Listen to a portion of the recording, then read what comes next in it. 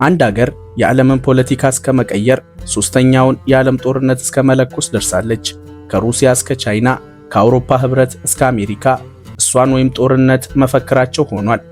ወትሮ አንድ አካል ናቸው የሚባሉት አውሮፓውያኑና አሜሪካ ሳይቀር በሷ ጉዳይ ሲሆን አሁን በአይን የመጣሽ እየተባባሉ ጀርባ ሲሰጣጡ እያየን ነው። በተለይም አሜሪካ እሷን ካጣሁ ሞቼ እገኛለሁ፣ በውድም በግድም የኔ ያደርጋታለሁ እያለች ማስፈራራት ከጀመረች ውላ አድራለች። ለመሆኑ እንዲህ የሚኮንላት ሀገር ማን ብትሆን ነው? ከላይ ሲያዩዋት ዓለም ነጋ ጠባ ስለሷ ማውራቱ አብዶ ካልሆነ ምን ልሁን ብሎ ነው ያስብሎታል። 80 ከመቶ መሬቷ በበረዶ የተሸፈነ ነው። በረዶ ሲባሉ በአካፋ እየተገፋ የሚጠራ የለመዱትን አይነት በረዶ እንዳይመስሉት። የበረዶ ግግር እስከ 3 ኪሎ ሜትር ወደ ታች ይጠልቃል። በክረምት ወቅቶች ሙሉ ከተማዋ በበረዶ ትዋጣለች። የቅዝቃዜ መጠኑም ከኔጌቲቭ 30 ዲግሪ ሴልሺየስ ዝቅ ይላል። የሚመለከቱት ጀልባዎች የቆሙበት ቦታ ለምሳሌ በበጋ ወራት የአካባቢው ሰዎችና እንስሳት የሚጠቀሙበት ሐይቅ ነበር። በቅዝቃዜው ምክንያት ግን ወደ በረዶነት ተቀየረ። እዚህ ከተማን ከከተማ የሚያገናኝ የመኪና መንገድ የለም። ከኢትዮጵያ በሁለት እጥፍ ትሰፋለች። ነገር ግን ከ56 እስከ 57 ሺህ የሚጠጋ ነዋሪ ብቻ ነው ያላት። እነሱም ቢሆኑ የከፋ የአየር ጸባዩን ሽሽት በሀገሪቱ ዳርቻ ላይ ነው የሚኖሩት። እንኳንስ ከውጭ የመጣ ሰው ሊኖርባት ይቅርና ዜጎቿ ዓለማችን ላይ ከፍተኛ የሚባለውን የራስ ማጥፋት ወንጀል የሚፈጽሙባት ሀገር ናት። በየዓመቱ ከ80 በላይ ሰዎች ራሳቸውን ያጠፋሉ። የሚያሳዝነው ደግሞ ራሳቸውን ከሚያጠፉት ሰዎች ከፍተኛውን ቁጥር የሚይዙት እድሜያቸው ከ20 እስከ 24 የሚደርሱ ወጣቶች ናቸው። የዓለማችን ትልቋ ደሴት ናት ግሪንላንድ። አስከፊ የአየር ጸባይ ነው ያላት። መሽቶ እስኪነጋ ወራትን ይፈጃል። አንዴ ከነጋም ለወራት አልመሽም ሊል ይችላል። ገበያ ወጥተው በነጋዴዎች ተጭበርብረው ሊሆን ይችላል። የግሪንላንዳውያንን ያህል ግን ሊጭበረበሩ አይችሉም። እስቲ አስቡት፣ በሀገሮት ረሃብና ችግር በዝቶ ግራ ተጋብተዋል። ነገር ግን በጀግንነቱ የሚያውቁት የሚታመን ሰው ከሀገሮት ቅርብ ርቀት ቢጓዙ ማንም የማያውቃት ለምለም የጥጋብ ሀገር እንዳለች እየማለ ነገሩት። የቸገረው ነውና እርሱም የወዳጆትን ቃል ሰምተው በሱ መሪነት ወደ ተባለችው ሀገር ያቀናሉ። እዛ ሲደርሱ ግን የተባለው ሁሉ ውሸት፣ ሀገሬ ማሪኝ የሚያስብል ሆኖ ያገኙታል። አይመለሱ ነገር መመለሻ የሉትም። እዛው ሀገሪቱን ለምደው እንዳይቆዩ ሕይወቱን ሊያጡ ነው። እርሶ ቢሆኑ ምን ያደርጋሉ ብለን አናስጨንቆትም። ነገር ግን ይህ የግሪንላንዳውያን ታሪክ ነው። አጭበርባሪያቸው ኤሪክ ዘሬድ ይባላል። ጊዜው በ10ኛው ክፍለ ዘመን ነው። ኤሪክ ዘሬድ አይስላንድ ውስጥ የሚኖር ተዋጊ ቫይኪንግ ነበር። ኤሪክ ስሙ ሲሆን ዘሬድ ደግሞ በፀጉሩ ቀለምና ጠብ ፈላጊ በሆነው ጸባዩ የተሰጠው ቅጽል ነው። በዚህ ጸባዩ ምክንያት የአካባቢውን ሰዎች ሲተናኮል ተይዞ በሀገሪቱ ሕግ ለ3 ዓመታት ከሀገሩ እንዲሰደድ ተደረገ። እግሩ ወደ አመራው ሲጓዝም ወደ አሁኗ ግሪንላንድ ይደርሳል። ግሪንላንድን ለ3 ዓመታት በርብሮ ማንም ሰው እንደማይኖርባት ትንሽ በሳር የተሸፈነ የግጦሽ ስፍራና ብዙ አካሏ በረዶ መሆኑን አውቋል። አሁን የረጅም ዓመት ህልሙን ሊያሳካ ነው። ኤሪክ የረጅም ዘመናት መሪ የመሆን ፍላጎት አለው። እዚህ ደግሞ ከሱ ውጪ ሌላ ሰው የለም። ስለዚህ ከሚኖርበት ሀገር ሰዎችን አምጥቶ እዚህ እንዲኖሩ ማድረግ አለበት። አይስላንድ ውስጥ የሚኖሩ አብዛኛው ሰዎች በድህነትና ረሃብ ውስጥ መሆናቸውን ያውቃል። የ3 ዓመት የግዞት ቅጣቱን ጨርሶ ወደ ሀገሩ ሲመለስ እነዚህ ሰዎችን ሰብስቦ የውሸት ታሪክ ይነግራቸው ጀመር። 3 ዓመቱን ያሳለፈው ረሃብ የሌለበት አረንጓዴና ሀብታም ሀገር ውስጥ እንደነበረ አስመስሎ ነገራቸው። እንደውም ይግረማችሁ ሲል ሀገሪቱን ግሪንላንድ ሲል ሰየማት። ረሃብ መጥፎ ነውና ሰዎቹም አምነውት ውሰደን እያሉ እንቅልፍ ነሱት። እሱ እየመራ 25 መርከብ ሙሉ ሰው እየተመራ ከአይስላንድ ወደ ግሪንላንድ ጉዞ ተጀመረ። ሰዎቹ ያላወቁት ግን ለቀዋት የሚሄዷት ሀገራቸው አይስላንድ ከግሪንላንድ በተሻለ ለምለም እንደነበረች ነው። ከ25 መርከቦች 11ዱ ሰምጠው ወይም ነገሩ ሳያምራቸው ቀርተው ተመልሰው ባይታወቅም ግሪንላንድ የደረሱት ግን 500 ሰዎችን የጫኑ 14 መርከቦች ናቸው። ለምለም ያሏት ሀገር ሲደርሱ ማሞ ሌላ መታወቂያው ሌላ ሆነባቸው። ገና ወደ ሀገሪቱ ሲጠጉ የሚያዩት ሁሉ የበረዶ ተራራ ሆነ። ፈልገው ያገኙት ሀገራቸው ጥለው ከመጡት ያነሰ የግጦሽ ሳር ነው። ውሃ ለመጠጣት በረዶውን ማቅለጥ ግዴታ ነበር። እህል ለመዝራት ቢቆፍሩ በረዶ እንጂ አፈር የለም። በመጨረሻም የተስፋ ጉዟቸው የኤሪክን የንግስና ህልም አሳካ። ኤሪክ ንጉሳቸው ሆነ። ከሀገሪቱ መውጣትም የሚያስቀጣ ወንጀል ሆኖ ተደነገገ። የሚያሳዝነው አይስላንድ ውስጥ የነበሩ ምስኪኖች ኤሪክ ይዟቸው የሄዱ ሰዎች አለመመለሳቸውን ሲያዩ እንደተባለው ተመችቷቸዋል እያሉ ጉዞ መጀመራቸው ነው። 500 የነበሩት ሰዎችም ቁጥራቸው እየበዛ 2500 ደረሱ።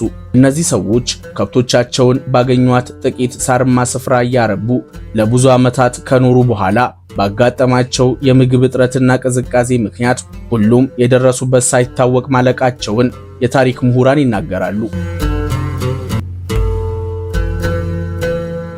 ይሁንና ግሪንላንድ የሚለው ስም ግን ዛሬም ድረስ የአካባቢው መጠሪያ ነው። ግሪንላንድ ሲባል ለምለም እየመሰለችን በአእምሯችን አረንጓዴ ሀገርን የምንስል ብዙዎች ነን። ነገር ግን ግሪንላንድ ዓለማችን ላይ ከተዋሹ ውሸቶች ሁሉ ትልቁ ውሸት ነው። የሚያስገርመው ለዚህች ሀገር ሲል ዓለም ጦር ለመማዘዝ መዘጋጀቱ ነው። ግልባጩን ካየነው ግን ግሪንላንድ ለምለም አትሁን እንጂ ዓለማችን ላይ የእሷን ያህል ሀብት የታቀፈ ሀገር የለም። ለመሆኑ ሀያላኑ የሚጋደሉባት ምን ቢኖራት ነው እያለን እንጨዋወታለን። የ56000 ዜጎቿን ኑሮ እያየን ልክ እንደ ቀደምቶቻቸው ያለመጥፋታቸው ሚስጥር እናወጋለን። ግሪንላንድ ከኢትዮጵያ 2 እጥፍ የምትሰፋ ሀገር ብትሆንም 4 የትራፊክ መብራትና 1 መገበያ ሞል ብቻ ያላት መሳሪያ እንደ ስክሪፕቶ የሚሸጥባት ሀገር ናት። አስገራሚውን አኗኗራቸውን እናያለን። አብራችሁን ቆዩ።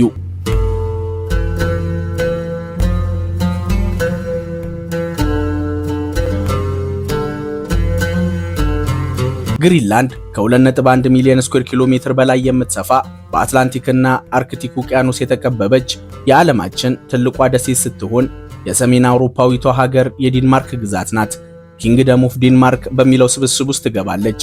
ዋናዋ ሀገር ዴንማርክ፣ ግሪንላንድና የፋራኦ ደሴቶች ኪንግደም ኦፍ ዴንማርክ ይባላሉ። ግሪንላንድ በ10ኛው ክፍለ ዘመን ኤሪክ ዘሬድ የሚባል ቫይኪንግ 500 ሰዎችን እየመራ ይኖርባት እንደነበረ ተጫውተናል። ኤሪክ የኖርዌይ ዜጋ ነው። በዚህ ምክንያት ግሪንላንድ ለዘመናት በኖርዌይ ንጉሥ ትመራ ነበር። በ14ኛው ክፍለ ዘመን ዴንማርክና ኖርዌይ ወንድም ሕዝብ ስለነበሩ አንድ ሀገር መስርተው በአንድ ንጉሥ ለመመራት ተስማሙ። ያኔ ታዲያ ግሪንላንድና የአትላንቲክ ደሴቶች በዴንማርክ ባለስልጣናት እንዲመሩ ተደረገ። በዚህ ሁኔታ እስከ ፈረንጆቹ 1814 ድረስ ዴንማርክና ኖርዌይ አንድ ሀገር ሆነው ግዛቶቻቸውን በጋራ ሲያስተዳድሩ ቆዩ። ፍቅራቸው ግን 1814ን መሻገር ተሳነው።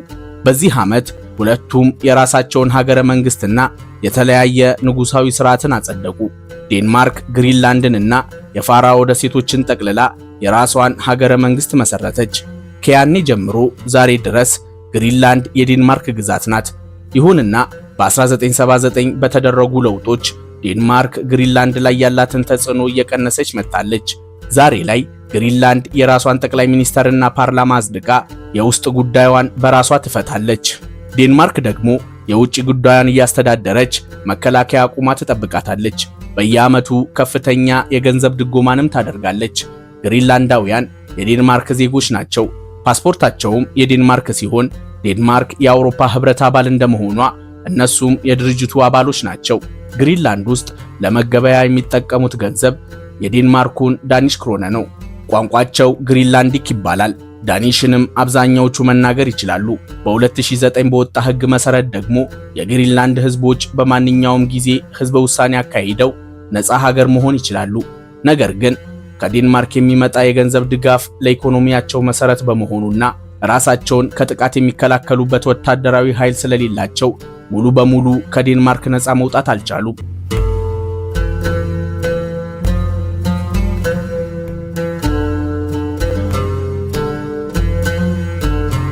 ይሁንና በዘመናዊው የዓለም ፖለቲካ ግሪንላንድ በብዙ ሀገራት ባገኘውሽ የምትባል ግዛት ናት። በተለይም የዓለምን የኃይል አስተላለፍ መቆጣጠር የሚፈልጉ ሀገራት አይናቸውን ግሪንላንድ ላይ ከተከሉ ቆዩ። አሜሪካ፣ ሩሲያ፣ ቻይናና የአውሮፓ ህብረት በጥብቅ ይፈልጓታል። ግሪንላንድ ከነዚህ ሀገራት ያላትን የቅርብ ርቀት ብናይ ከቻይና በ7300 ኪሎ ሜትር፣ ከበላይ ጠባቂዋ ዴንማርክ በ2000 ኪሎ ሜትር፣ ከሩሲያ በ950 ኪሎ ሜትር እና ከሰሜን አሜሪካ በ30 ኪሎ ሜትር ርቀት ላይ ትገኛለች። ማንኛውም ግሪንላንድን መቆጣጠር የቻለ ኃይል የአርክቲክና የአትላንቲክ ውቅያኖስን ተቆጣጠረ ማለት ነው። አሜሪካ በግሪንላንድ ሰሜናዊ ክፍል ግዙፍ ወታደራዊ ካምፕ አላት። ይህ ካምፕ ጠላት ከምትባለው ሩሲያ ወደ አሜሪካ የሚተኮሱ ሚሳኤሎችን አስቀድሞ ለመለየት የሚያስችል ነው። አሜሪካ የሩሲያና የቻይናን ዓለም አቀፍ ተጽዕኖ መከላከል ትፈልጋለች። ለዚህ ደግሞ ዋነኛው መንገድ ግሪንላንድን መቆጣጠር ነው። ሩሲያም ብትሆን በሰሜን ዋልታ ያላትን ወታደራዊ የበላይነት አስጠብቃ በአካባቢው ያለውን ከፍተኛ የነዳጅና የጋዝ ሀብት ለመጠቀም ግሪንላንድን መቆጣጠርና በግሪንላንድ አቅራቢያ ያሉ የባህር መንገዶችን ክፍት ማድረግ ይኖርባታል። ቻይና ምንም እንኳን ከአርክቲክ የራቀች ሀገር ብትሆንም ዓለም ላይ በሚከሰተው ከፍተኛ ሙቀት የተነሳ የበረዶ ግግሮች እየፈረሱ አዲስ የባህር መስመሮች እየተፈጠሩ ይገኛሉ። ታዲያ ንግዷን ዓለም አቀፍ ለማድረግ የምትፈልገው ቻይና ዛሬ ላይ ግሪንላንድን ብትቆጣጠር የወደፊት የንግዱ ጉዞዋን በቀናት አሳጠረች ማለት ነው። የአውሮፓ ህብረትም ተመሳሳይ ፍላጎት አላቸው። እነዚህ ዋናና ጂኦፖለቲካዊ ምክንያቶች ናቸው። ሁለተኛው ኃያላኑን ሞቼ ይገኛለው እያስባላቸው ያለው ምክንያት ግሪንላንድ የያዘችው የማይታመን ሀብት ነው። ግሪንላንድን ፉንጋ ያገባ ባለትዳር ይበሏት። ፉንጋ የትዳር አጋር ያለው ሰው ስለ ትዳር አጋሩ መልከጥፉነት ቢጠየቅ የላዩ ሳይሆን ዋናው የውስጥ ውበት ነው ይሉታል። ግሪንላንድም እንደዛው ናት። ከላይ ሲያዩዋት የሚያስጠላ የአየር ጸባይ፣ ባዶ የበረዶ ክምር ብትመስልም ኪሎ ሜትሮችን ጠልቀው ሲያውቋት ግን ከሷ በላይ ውብ፣ ከሷ በላይ ለምለም ሀገር ስለመኖሩ ሊጠራጠሩ ይችላሉ። ግሪንላንድ ከበረዶ በታች ባለው መሬቷ ውስጥ ዓለማችን ላይ እጅግ ተፈላጊና ለቴክኖሎጂ ምርቶች ወሳኝ ግብዓት የሚሆኑ ውድ ማዕድኖችን ይዛለች። ከነዚህ ማዕድናት አብዛኛዎቹ ደግሞ ሬር አርዝ ሚኒራልስ ይባላሉ። በሌላው ሀገር የማይገኙ በጥቂት ሀገራት በተወሰነ ብዛት ብቻ ያሉ 17 ልዩ ማዕድናት ናቸው። እነዚህ ማዕድናት ለኤሌክትሪክ መኪና፣ ለስማርት ስልኮች፣ ለኮምፒውተሮችና ለሌሎች የቴክኖሎጂ ውጤቶች ዋነኛ ግብዓት ሆነው ያገለግላሉ። ግሪንላንድ ታዲያ ከቻይና በመቀጠል ከፍተኛ ያልተነካ የሬር አርዝ ሚኒራልስ ክምችት ያላት ግዛት ናት። እስከ 42 ሚሊዮን ሜትሪክ ቶን የሚደርስ የዚህ አይነቱ ውድ ማዕድን እንደያዘች ይገመታል። ጥናቶች እንዳረጋገጡት ከሆነ ግሪንላንድ ውስጥ በሚገኙ አንዳንድ አካባቢዎች ብቻ ያለው የዚህ ማዕድናት ክምችት የዓለምን ፍላጎት ከ20 እስከ 25 ከመቶ ሊሸፍን እንደሚችል ይነገራል። ሌላኛው ግሪንላንድ ከፍተኛ የዩራኒየም ክምችት ካላቸው ጥቂት ሀገራት አንዷ ናት። ከፍተኛ መጠን ያለው ወርቅና ዳይመንድ፣ ብረትና ኒኬል፣ ዚንክ፣ ግራፋይት እና ሌሎች ውድ ማዕድናትንም ይዛለች። ይህ እንግዲህ ገና 20 ከመቶ በሚሆነው የግሪንላንድ መሬት በምርምር የተገኘ ነው። ምክንያቱም 80 ከመቶ የግሪንላንድ መሬት በበረዶ የተሸፈነ መሆኑን ነግረኖታል። ወደፊት በረዶ በዓለም ሙቀት መጨመር ምክንያት እየቀለጠ ሲመጣ የሚገኘው ማዕድንም እንደሚበዛ አረጋግጠዋል። በዚህ ምክንያት ግሪንላንድን መቆጣጠር የተተኪ ትውልድን ስኬት ማረጋገጫ ማህተም ነው። ሌላኛው ከዓለም የሙቀት መጨመር ጋር ይያያዛል። ዓለማችን በበረዶ ታጥራ እንጂ ከአውሮፓ ወደ እስያ የሚደረግ የንግድ ጉዞ በዚህን ያህል ባልተራዘመ ነበር። ታዲያ የዓለም የሙቀት መጠን ሲጨምር የበረዶ ግግሮች ወደ ውሃነት ስለሚቀየሩ አዲሱ የንግድ መስመር በግሪንላንድ በኩል ይሆናል። ይህ መስመር ደግሞ የስዊዝ ካናል አይነትን ዕድል ይዞ ይመጣል። ማንኛውም ግሪንላንድን መቆጣጠር የቻለ ኃይል መርከቦችን እያስከፈለ በግዛቱ እንዲያልፉ ያደርጋል ማለት ነው። ታዲያ ለዚህ ጥቅም ሲባል በፍጹም ይጣላሉ ብለን የማንጠብቃቸው አውሮፓውያንና አሜሪካ በቃላት መዘላለፍ፣ ማዕቀብ መጣጣል፣ የአንድነት ቃል ኪዳናቸውንም እስከ ማፍረስ ደርሰዋል።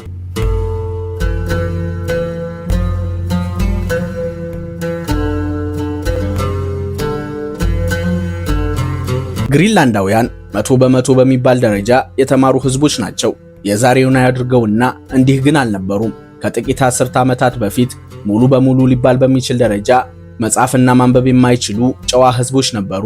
ታዲያ መሪያቸው ዴንማርክ ህዝቦቹ በሀገራቸው የሚገነቡ ተቋማትን ለይተው እንዲገለገሉ ስትል እያንዳንዱን ተቋም የተለያዩ ቀለሞችን እየቀባች ትለይላቸው ነበር። ለምሳሌ ቢጫ ቀለም የተቀቡት ቤቶች የሀገሪቱ ሆስፒታሎች ናቸው። ጥቁር ቀለም ያላቸው ደግሞ ፖሊስ ጣቢያ፣ ቀዮቹ ደግሞ ትምህርት ቤትን ያመለክታሉ። ይህ ዘዴ ግን ላልተማሩት የማህበረሰብ ክፍል ብቻ ሳይሆን በክረምት ወቅቶች በጭጋግ በምትሸፈነው ግሪንላንድ ውስጥ ሰዎች የተሳሳተ መንገድን እንዳይከተሉ ቤቶቻቸውን ደማቅ ቀለሞች በመቀባት እንዲታያቸው የሚጠቀሙበት ዘዴ ነው። ዛሬም ድረስ ቤቶቻቸውን በቀለማት ያሸበርቋቸዋል። ግሪንላንድ ከፍተኛ የስነ ልቦና ተጠቂ ማህበረሰብ ያላት ሀገር ናት።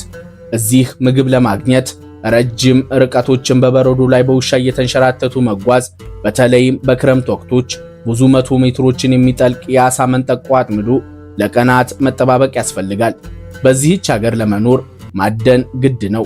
በዚህ ምክንያት ሕፃናት ከሁሉ ቀድመው አደንና ጀልባ መቅዘፍን ይማራሉ። ከባህር እንስሳት ውጭ ያለን ማንኛውም ነገር ከውጭ ኢምፖርት ነው የሚደረገው። በክረምት ወቅቶች እጅግ የበዛ ቅዝቃዜና ጭጋግ እንዲሁም ለወራት አሊያም ለሳምንታት የሚቆይ ጨለማ፣ በበጋ ወራት ደግሞ ተመሳሳይ ለረጅም ጊዜ የሚቆይ የብርሃን ወቅቶችን ያሳልፋሉ። ይህ ደግሞ በአእምሮ ጤናቸው ላይ ከፍተኛ ጉዳትን እያደረሰ ይገኛል። በአናቱ ሀገራቸው መሳሪያ ለአደን በሚል ሰበብ እንደ ተራቃ የሚሸጥባት ሀገር ናት። ሕጉን ካየነው ከ18 ዓመት በላይ የሆነው የግዛቲቱ ነዋሪ የፈለገበት ሱቅ ሄዶ መሳሪያ መግዛት እንደሚችል ፍቃድ ሰጥቷል። አብዛኛዎቹ ሱቆች ግን ይህንን ሕግ አይከተሉም። ሕፃናት ሳይቀር መሳሪያን እየሸጡ ያስታጥቃሉ። በዚህና በተለያዩ ምክንያቶች በየዓመቱ ከ80 በላይ የሚሆኑ ሰዎች ራሳቸውን ያጠፋሉ። ዓለማችን ላይ አማካኝ የሚባለው የራስ ማጥፋት ወንጀል ለምሳሌ ከ100 ሺህ የአንድ ሀገር ሰዎች ከ8 እስከ 12 የሚሆኑት ራሳቸውን ካጠፉ ነው። ግሪንላንድ ውስጥ ግን ዜጎች 100 ሺህ አይሞሉም። ከፍተኛ ቢገመቱ 57 ሺህ ነው የሚደርሱት። ታዲያ ከዚህ ቁጥር ከ80 በላይ የሚሆኑ ሰዎች ራሳቸውን ያጠፋሉ ማለት የዓለማችን ከፍተኛው ቁጥር ነው። የግሪንላንድ ዋና ከተማ ኑክ ትባላለች። ዓለማችን ላይ ትንሽ ከሚባሉ ዋና ከተሞች አንዷ ናት። 20 ሺህ ሰዎች ብቻ ነው የሚኖሩባት። በከተማዋ ውስጥ የመኪና መንገድ ቢኖርም ከተማዋን ከሌሎች ከተሞች ጋር የሚያገናኝ መንገድ ግን የላትም። በዚህ ምክንያት ሰዎች ከከተማ ወደ ከተማ ለመንቀሳቀስ አይሎፕራን ወይም የበረዶ መንሸራተቻ አማራጮችን መጠቀም ይኖርባቸዋል። የሚመለከቱት ደግሞ ከተማዋ አለኝ ብላ የምታስቆጥረው ብቸኛው መገበያ ሞል ነው። ኑክ ሴንተር ይባላል። በዋና ከተማዋ እምብርት ላይ የሚገኝ ባለ 8 ወለል ፎቅ ነው። በሙሉ ግዛቲቱ የዚህን ያህል ግዝፈትም ቁመትም ያለው ሌላ ተመሳሳይ ግንባታ የለም። በፈረንጆቹ 2012 የተገነባ ሲሆን ከገበያ ማዕከልነት ባለፈ የግዛቲቱን የመንግስት ቢሮዎች ይዟል። የመጀመሪያዎቹ 2 ወለሎች የተለያዩ መገበያ ሱቆችን ሲይዙ፣ ከዛ በላይ ያሉት ወለሎች ደግሞ የግዛቲቱን የመንግስት ቢሮዎች ያገኙባቸዋል።